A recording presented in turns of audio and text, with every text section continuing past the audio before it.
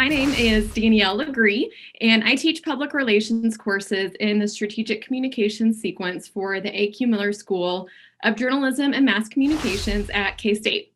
Today, I'm really excited to talk to you about a really cool example of how public relations initiatives can be integrated with social media to do some really cool things to tell the story for an organization.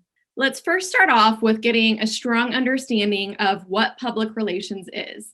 And my favorite way to explain public relations is to say that it's really the intersection of creativity and strategy. So what does this mean? So when we're using public relations activities, we're thinking about a creative way, a unique way to tell an organization's story.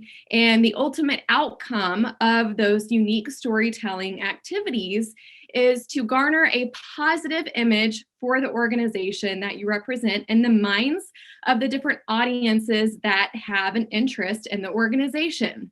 But to successfully execute that creative storytelling, we have to start with strategy. And that means that when we are approaching public relations from a strategic perspective, we are thinking about achieving communication and organizational goals. So we're considering what are the ultimate outcomes of this public relations activity and how can we move forward in a strategic way that helps to create the most positive, successful impact for the organization that we represent. Now, public relations is kind of similar to advertising. So let's take a minute to talk about what makes PR different from advertising.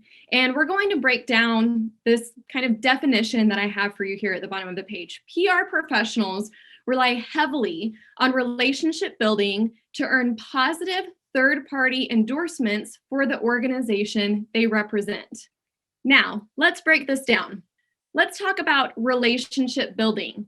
PR professionals work really hard to build relationships that are mutually beneficial between the public relations professional and different people that have a large influence among the audience that they communicate with. This audience can be Instagram followers, it can be readers of a blog, it can be a reporter or a news anchor that shares really important information with the general public.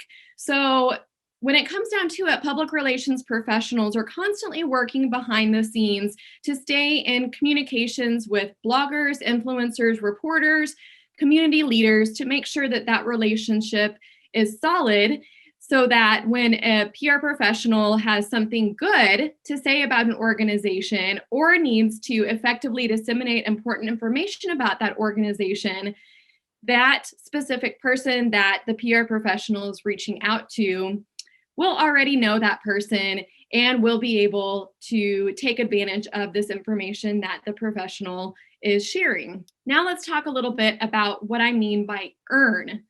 So this is a key differentiation between public relations and advertising. So when we talk about earning media space or earning, maybe it might be a feature story space in a magazine or a product feature with a blogger or an influencer, this means that that specific storytelling initiative is earned, not paid for. So for example, an advertisement that you might see aired during the Super Bowl, there was a lot of money that was spent to make sure that that specific ad feature was aired during the Super Bowl. For example, if an influencer is talking about a product that they really like, on an Instagram story, if that specific feature was not paid for by an organization, that specific feature resulted because of the relationship that the PR professional for that organization has with that blogger. So that specific feature was earned and not paid for. Let's now talk about an third-party endorsement and what that means.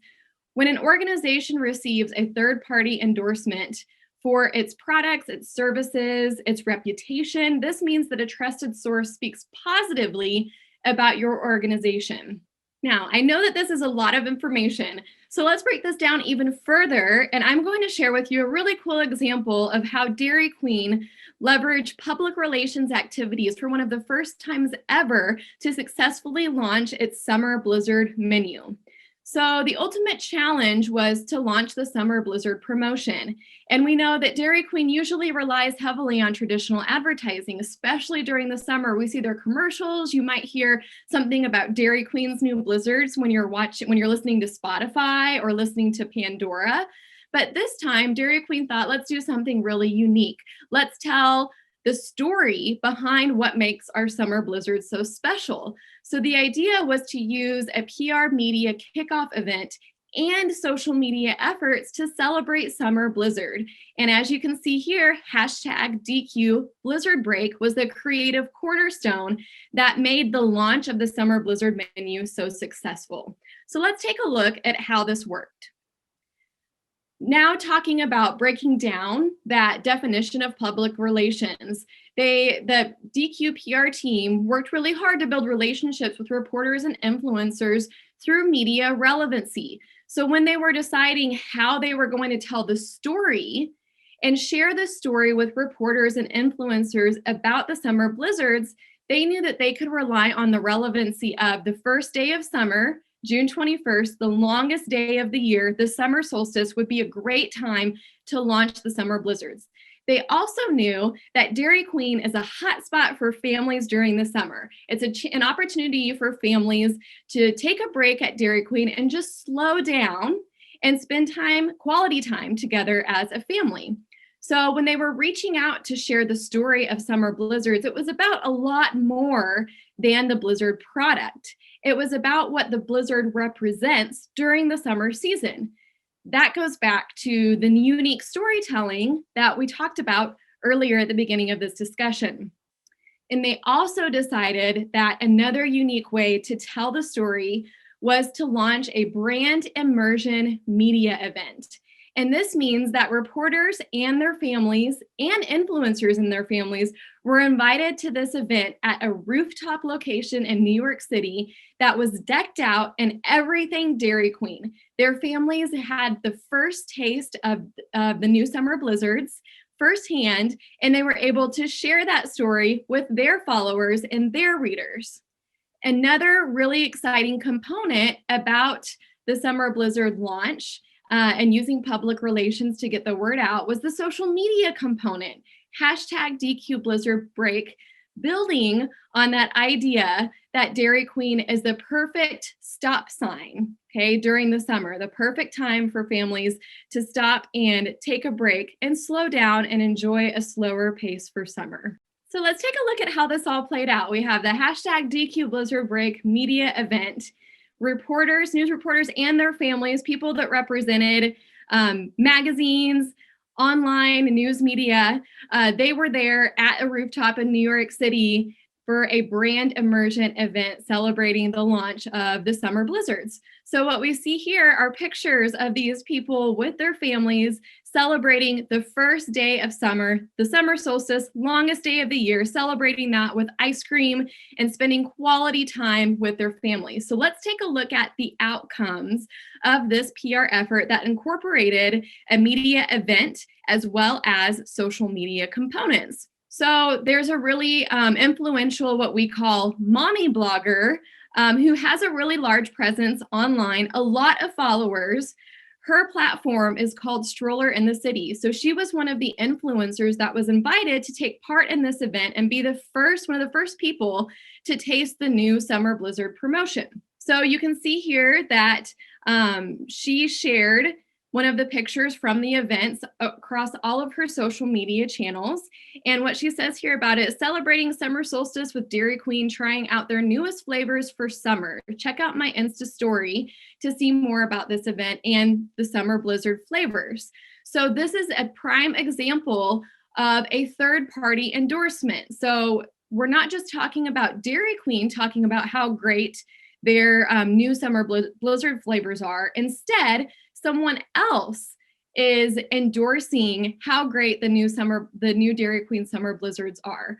And those types of third-party endorsements are oftentimes more trusted by the people that we are trying to influence than your typical paid advertisement. Another really cool outcome of this specific event that this blogger, Stroller in the City, when she shared her story across all of her social media channels, it received 75,000 impressions across social media only. So this means that 75,000 people were exposed to this content across her social media platforms. This is really amplifying the amount of people and the amount of exposure this unique story is getting. And here's a lot of different types of top tier media that were in attendance at this event, the DQ Blizzard Break, celebrating the summer blizzards. So we have a lot of high profile media here, a platform called Delish that you've probably seen, Parents Magazine, Women's Health, New York Family, Nation's Restaurant News. We had representatives from all of these different types of top tier media talking about the Dairy Queen's summer blizzard promotion. So again, a lot of what we call in public relations earned media. So Dairy Queen didn't pay for these types of features in 17 Magazine or Delish Magazine. We see You're Going to Lose It over Dairy Queen's summer blizzard lineup. This was earned as a result of those relationships that Dairy Queen was developing with influencers and reporters, and the relevancy of having that media event on the first day of summer, the summer solstice. So now let's talk about why this PR initiative was so successful. It relied on those key components of successful public relations that we discussed at the beginning of this conversation. It relied on relationships, unique storytelling. So the story was about so much more than just the summer blizzard promotion. It was about taking time for parents to stop and slow down and enjoy Dairy Queen's new summer blizzards with their families. This resulted in a lot of third-party endorsements. So influencers, reporters, writers for some really cool media outlets were talking about how great these new summer blizzards were. The social media component also extended the reach of this really creative story. So the hashtag DQ Blizzard Break was shared across all of these different media outlets that really provided another creative and strategic cornerstone for this specific PR initiative. All right, I just want to give you all one more shout out about how great the field of public relations is. If you want to learn more about the opportunities that you could have as a future career in public relations, feel free to reach out to me, Danny LaGree at ksu.edu. Thank you so much for joining me today.